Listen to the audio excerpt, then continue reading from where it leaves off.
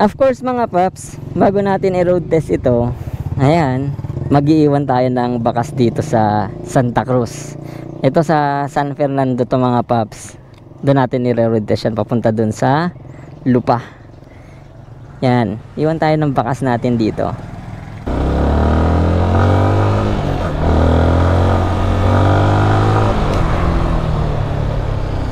Lakas. Dito tayo ngayon mga paps sa Santa Cruz. Titignan natin itong bagong Sniper 2024. Wow! Pagmamayari ito ng pinsan ko mga paps. Bagong bago pa. Ito ay 2.5 months. Unang check natin, hindi nga pala ABS ito mga paps ha. Hindi ganun sa nakuha ni Red Motovlog. Kasi yung kay Red is ABS na. Ito mga paps is hindi pa ABS. So ang gulong niya, stock pa rin nito is 90 by 80. 90 by 80 by 17. At ayun pala mga paps, oh, may mga butas na dito para diretso yung hangin. Aerodynamics na rin talaga. Ayan, oh, dire-diretso na yung hangin dyan sa loob. Sa likod naman mga paps, ang size ng gulong niya is 120 by 70 by 17. Ayan mga paps. May tubig pa. Bagong linis ng pinsan natin yan mga paps eh. Pero yung looks niya mga paps is napakaganda na. Sporty na rin talaga siya, oh. Sa mga fan ng Sniper mga paps, napaka-goods nito. Kahit hindi siya ABS, ang forma din yan tignan mga paps, oh. So yung footrest niya, ito mga paps. Dito mga paps sa may kambyada, nabebend din ito. Ayan, oh. Galing, oh. Ayan, oh. Oh. Pero bumabalik agad mga paps. Meron na rin siya lagayan ng gamit dito mga paps, pagpatungan o kaya kahit ng battle. Nilagyan na rin niya ng phone holder na sec. Ito yung sec. Oh. Pero gumagalaw yung sec, no? Gumagalaw. Hindi ba kulang ba sa higpit? Baka kulang lang sa higpit to mga paps, di lang nahigpitan. Kakaibang sekto yung gumagalaw. Keyless na rin pala mga paps ito. Keyless na siya. Disc brake na rin. Harap likod mga paps. Ito, disc brake na. Harap likod. Napaka-sporty na talaga ng kanyang tambucho. Ayan, oh, sporty na. Mamaya sound check natin. Sniper Black 155R. Sniper Black. Sniper 155R. At alam naman na, automatic FI na yung mga bagong unit ng mga motor ngayon. Keyless, nandito sa atin yung remote mga paps. So, yung remote mga paps, unlike sa Honda Click, hindi na kailangan natin i-press pa yung start button para magalaw natin tong on and off niya dito sa baba. Kailangan lang, same lang din naman, press and hold lang natin mga paps. Yan, pag umilaw na, press mo lang ito, naka-off siya mga paps. Ayan, oh. Press mo lang yan, lalabas na yung smart key indicator niya dito. Pwede mo na siyang i-on. Pero kailangan i-on nyo agad mga paps, kasi nag-off din siya agad. Kaya ulitin natin yung process. Ayan. Ayun. So makikita nyo sa panel niya mga paps, may gear. Ayan, gear. Dito yung RPM and fuel economy natin ito. Parang sa Honda Click lang. Alam nyo na to mga paps kung ilan yung nakukonsumo mo ilan yung natatakbo mo sa per liter. Pwede nating palitan yan na kung ilang litro ang natakbo mo per 100 km, pwedeng palitan. Press and hold lang natin ito. Next dito mga paps sa panel is yung average fuel economy nya. Tapos mga paps, ayan, average 0 km per hour.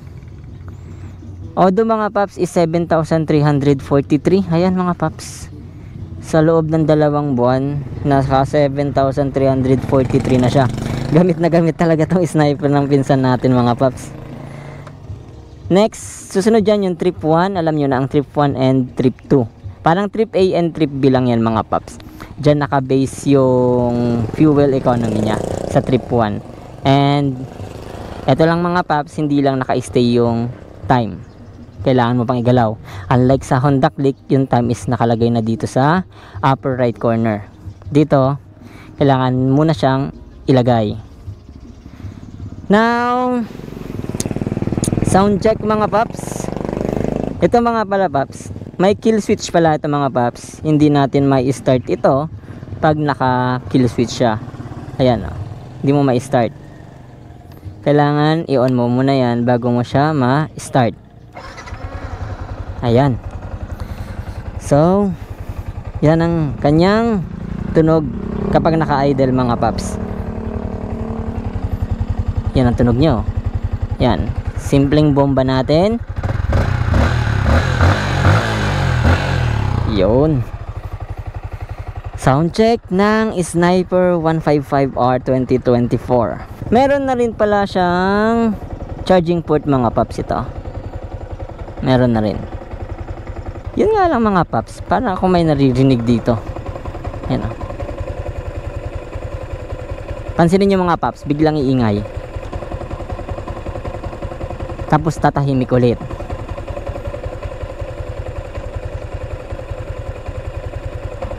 Ayun mga paps, diba? Kapag nagka-clutch ako, tumatahimik. Ito mga paps, oh, clutch ako. Diba medyo tumahimik mga paps? Bago bibitawan ko yung clutch, umingay.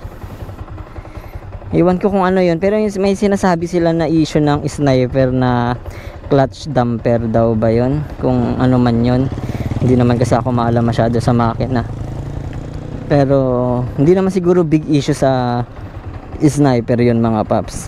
Yamaha pa rin naman talaga yan, napaka goods. Ayun no. So i-road test natin ito mga paps, pero hindi natin nahatawin. I-off lang natin mga paps para i-open yung kanyang seat mga paps. Yang open, itapat mo lang yan bago press yung seat. Ay, press seat. Ayan, seat. At wala siyang compartment. Ayan mga paps, may lagayan lang siya ng tools dito. Isang tool lang. Wala kang may lalagay dito. Ito lang may i-recommend ko sa inyo mga paps, kapag kukuha kayo ng Sniper at palagi kayong maraming dala, kailangan nyo talagang mag top box mga paps. Kasi hindi ko lang alam mga paps kung ilan ang fuel capacity nito sa tangki niya. Siguro nasa 5 liters din, 5 point something. So sa mga Sniper user dyan mga paps na 2024, paki-comment na lang kung ilan ang fuel tank capacity niya. Wala talaga siyang compartment mga paps. Oh, tumutunog mga paps. Ano yun? Hindi ko alam yun ha. Hindi nasabi nung pinsan ko. Hindi ko lang alam mga paps bakit tumutunog. Oh? Kailangan i-off. Okay mga paps. Kapag nakalimutan mo pala siyang i-off, tutunog-tunog siya. Yun pala yun. Okay. Kasi naka-open siya kanina, no? Nakapatay lang dito pero nakalagay lang siya sa open. Hindi pa totally off. Kaya tumutunog siya. I see. Of course mga paps, bago natin i-road test ito, ayan, mag-iiwan tayo ng bakas dito sa Santa Cruz. Ito sa San Fernando to mga paps. Doon natin i-road test yan papunta doon sa Lupa. Yan, iwan tayo ng bakas natin dito. Wala akong mapaglagyan nito, wala akong bag. Sana kasya siya dito sa jacket. Yun, kumasya siya sa jacket. Ngayong 2024 mga paps, first time kong magdadrive ng Sniper 155R. Yung height niya mga paps pala, 5'4" ang height ko. Liit no? Abot naman no.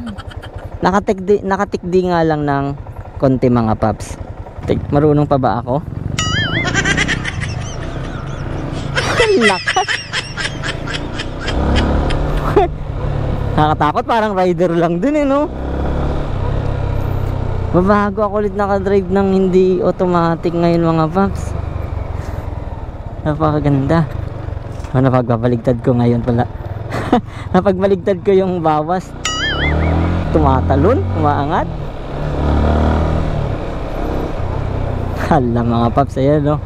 Daming lubak dito mga paps, kaya hindi ko pa may diretso, may rekta.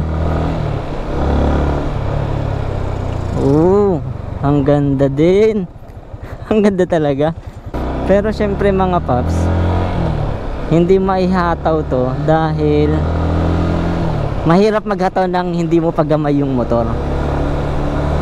Hanggang ganda takbo lang natin 50, 60. Natutol na bibilisan na nga ako sa 50 oh. Hindi ko pa kasi gamay mga paps.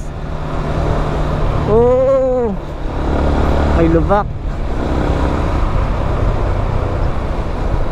Saan kaya ako mag-iwan? Napalayo na ako mga paps. Iwan na lang ako dito. Dito na lang tayo sa bukid mag-iwan mga paps. Ayan. Dito na lang. Hindi na ako gamay dito. Neutral muna natin. Kalahati lang. Ayan, naka-neutral. Off na natin. Ayan mga paps. Di niya na-detect yung susi. Ayan. Pag di niya na-detect yung susi, nakalagay kasi sa bag natin mga paps. Tumutunog siya. Iwan na lang natin din itong tire sealant inflator mga paps ang iiwan natin dito. Ayan, iniwan ko mga paps sa may tabi ng bottle. Syempre, iwanan din natin ng sticker mga paps. Yung sticker mga paps, dito sa kabilang semento ko iiwan. Ayan mga paps, tinambagan ko lang ng dahon. At ito yung tire sealant inflator, dito ko lang ilalapag. Kapag magagamit mo yun mga paps kapag tubeless yung motor mo at naplatan ka, malaking bagay yun. Tire sealant and inflator siya. Hugutin mo lang bago hanginan mo gamit yon. Magsisil na yung kanyang butas kapag napako o nabutasan yung iyong gulong. So, dito natin iniwan mga paps sa ang bigat. Bukid. Tubo-tubo north na to mga paps sa Santa Cruz, Zambales. Malawak na bukid dito yan. Dumilim na mga paps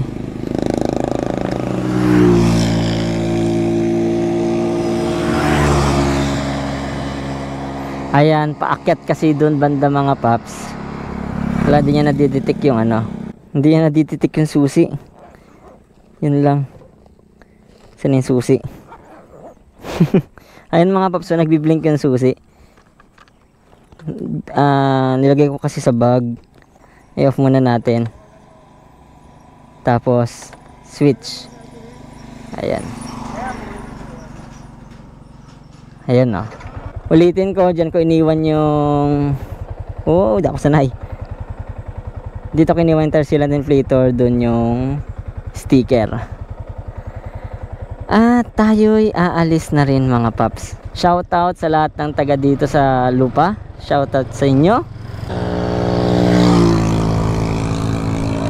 Ang purpose ko lang talaga mga paps, ayun, umaangat. Ang purpose ko lang talaga dito mga paps, madrive ko tong sniper ng pinsan ko Kaya pinuntahan ko siya dito sa Santa Cruz. Ang ganda din ang laki ng gulong, lapad ng gulong. Pwede mo galaw-galaw.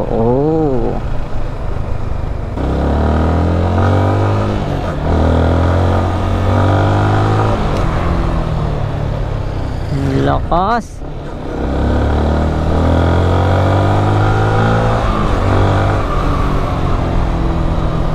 Hindi makaano dito mga paps.